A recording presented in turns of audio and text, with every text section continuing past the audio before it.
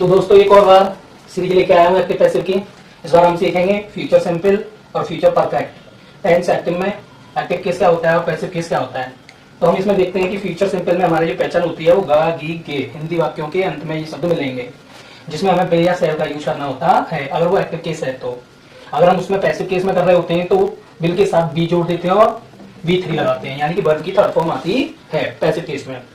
अगर हम future perfect बना रहे होते हैं तो उसकी पहचान जो हिंदी वाक्य में होती है उसका चुका होगा, चुकी होगी या चुकेंगे इत्यादि शब्द आपको देखने को हिंदी वाक्यों में मिलेंगे, जिसमें हम वर्ब यूज करते हैं विल हैव। विल हैव आप देख रहे होंगे हमारे इस सेंटेंस में क्या देखने को मिल रहा है, विल हैव। लेकिन अगर हम पैसिव केस बनाते हैं तो विल हैव के साथ बीन जोड़ेंगे और साथ में हम लगाएंगे V3। चलिए हमारे पास यहाँ पर एक एक्टिव फॉर्म केस दिया गया है, दूसरा ये पैसिव फॉर्म केस दिया गया है। यहाँ मैंने कुछ सेंटेंस लिखे हैं जिसमें आप देख सकते हो वह अंग्रेजी सीखेगी।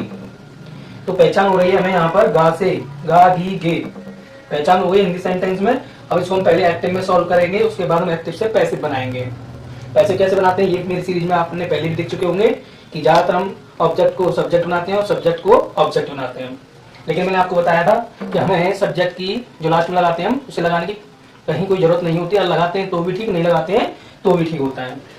आगे चलते हैं, वह अंग्रेजी सीखेगी। तो ये हमारा केस है एक्टिव वाला, एक्टिव फॉर्म है ये, और ये इसी का दूसरा रूप है पैसिव फॉर्म। अगर मैं यहाँ से इसको हटा दूं, उसको अंग्रेजी सिखाई जाएगी, तो उसको हटा दूं तो सेंटेंस बचेगा हमारा अंग्रेजी सिखाई जाएगी। तो इसको लगाना कोई जरूरत नहीं है, उसकी आवश्यकता नहीं है, हटा के भी बना सकते हैं और लगा करके भी बना सकते हैं। चलिए सॉल्व करते हैं। सबसे पहले हम देखेंगे फ्यूचर सिंपल में हमारा क्या होता है। लड़की है यहाँ पर केस, वह अंग्रेजी सीखेगी, लड़की का बोध हो रहा है तो उसकी स्पेलिंग आएगी सी। कर्ता के अकॉर्डिंग हमने ये लगा दिया। अब हमारा रूल्स क्या कहता है कि भाई बिल लगाते हैं, बिल लगा देंगे, ठीक है। सीखना की हम मीनिंग या लर्न लगाएंगे, लर्न। लर्न मतलब याद करना, सीखना, रिमेम्बर। रिमेम्बर मीन्स भी याद करना होता है, सीखना होता है। तो आपको जो सूटेबल लगे यहाँ पर आप वर्ब लगा सकते हो। तो वर्ब क्या है, सीखना। सीखना मतलब लर्न, लर्निंग। क्या करेंगे हम, लर्न करेंगे, सीखेंगे उसको। तो learn, she will learn English.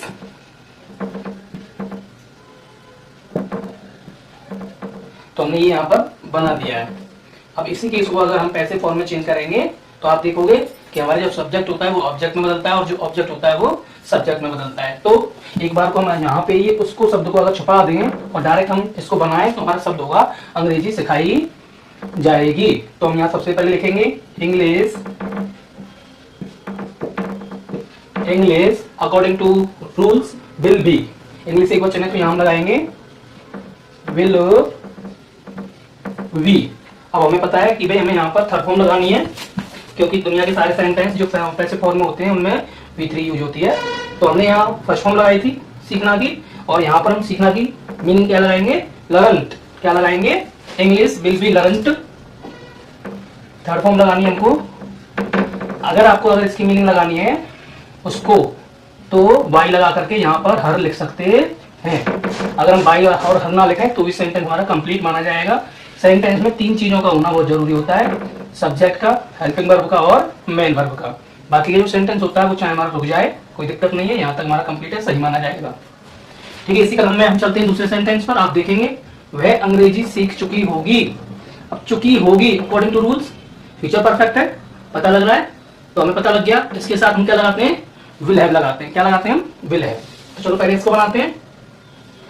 C will have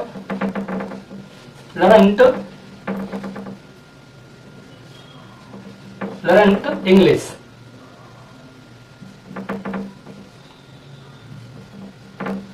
तो हमने यहाँ पे बना लिया अकॉर्डिंग टू रूल्स। इसमें पहले से लर्न आ गया, V3 लगाते हैं रूल्स के अकॉर्डिंग। अब इसको बनाएंगे पैसिव फॉर्म में क्या होगा। तो हम यहाँ देखेंगे कि सबसे पहले अगर मैंने अभी आपको बताया उसकी मीनिंग हम हटा भी सकते हैं, लगा भी सकते हैं। तो सबसे पहले जो सब्जेक्ट होता है वो ऑब्जेक्ट बनता है और जो ऑब्जेक्ट होता है वो सब्जेक्ट बनता है। तो यहाँ पर हम क्या करेंगे, English according to rules will have been आएगा, विल हैव बीन। अब वही V3 आएगा, लर्नड। हमने ये मीनिंग लगा दी V3। अब यहाँ पर हम लगाना चाहते हैं तो लगा सकते हैं उसको की मीनिंग बाई हर। तो हमने यहाँ देखा हमारा सेंटेंस यहाँ कंप्लीट हो चुका है। तो इसी प्रकार से आप भी सीख सकते हैं। प्रैक्टिस करिए, बहुत सारे सेंटेंस आप बनाइए। मैं आपके लिए होमवर्क दे रहा हूँ, होमवर्क में आप ये सेंटेंस करेंगे और इसका जवाब आप मुझे कमेंट करेंगे।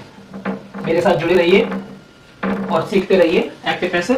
बिल्कुल बहुत सरल केस में सिखा रहा हूँ आपको, आसानी से सीख जाओगे, प्रैक्टिस करोगे तो आप अच्छे से सीख पाओगे। चलो इसी में से एग्जांपल दे रहा हूँ। वह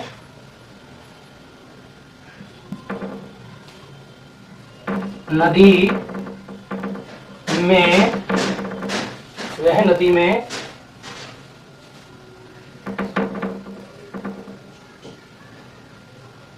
उसको नदी में तैरना सिखाया